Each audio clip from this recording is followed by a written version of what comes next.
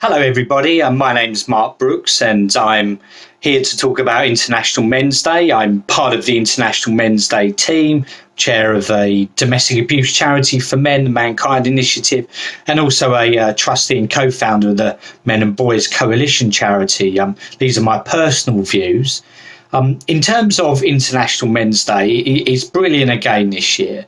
We've got over 130 organisations taking part, running events, running charity gigs, also running fundraising events, debates, and also help sessions to actually try and help men who have issues surrounding their well-being and want to find out more and find out how to get help.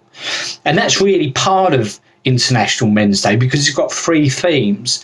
The first one in the UK is around looking after the well-being of men and boys, and we know that that's a particular issue around issues around suicide, mental health, also isolation, unemployment, for example, also issues around men's health such as prostate cancer, testicular cancer, rough sleeping, number of men in prison, the number of boys excluded from school, domestic abuse, boys' education being far lower than girls in terms of results at every single stage, and also issues around sexual violence, and also, of course, the challenges of being a father in 2020. So there's a whole host of different issues affecting the well-being of men and boys, and obviously COVID and lockdown actually just exacerbates a wide range of those.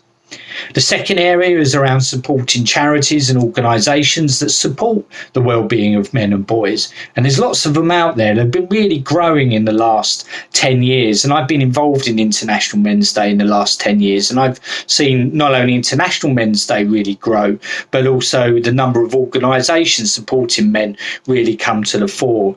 And they stem from the big charities like Prostate Cancer UK, for example, or CALM, also down to the smaller charities, the one I chair, for example, Families Need Fathers, things like Lads Needs Dads, also Andy's Man Clubs, a brilliant organisation, Lions Barbers, also other smaller ones like Baggy Trousers, for example. But also we've seen the movement in some other charities really come to the fore in the last few years. And the UK Men's Sheds movement is one really big organisation, big charity, that's in geographically big, that's really come to the fore in the last 5 or 6 years. And they're really important to actually mark the fact that there are these organisations, grassroots organisations initially, that are actually supporting men and boys. And then the last area is around fatherhood, masculinity in men, and also making a, if you like, recognising a positive contribution that men and boys make to their families, to their friends, to their communities, obviously to their employers, and also society in general. So it's really important to use International Men's Day to actually mark that. And you'll find on Twitter huge amount of a volume of tweets, either using the hashtag International Men's Day and also tagging in at UK Men's Day, and lots of those tweets, and also lots and lots of those events, in fact, that have been organised are actually supported and organised by women, and that's why it's such a fully inclusive and diverse and equality-based event. As you would expect in 2020, we need to look after women and girls, but also to be a truly inclusive society, we need to look after men and boys too.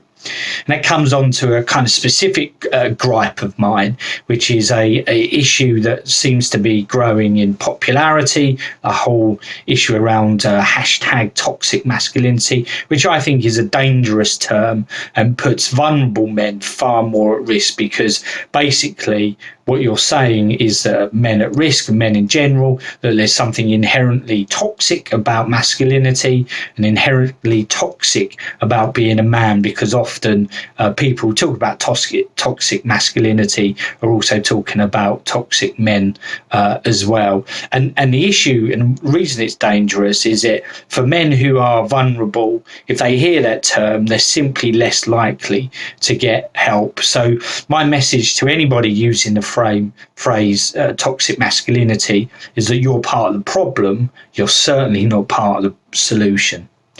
So there's my personal views. International Men's Day in the UK is going from strength to strength. 130 plus organisations involved. There's a House of Commons debate on International Men's Day as well, really making sure that those issues that I've mentioned really come to the fore.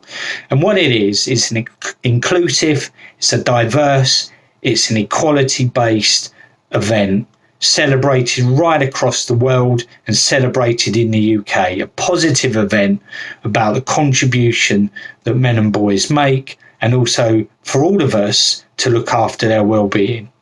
So these are my personal views. I'm Mark Brookes, and a happy International Men's Day to you all. Thank you.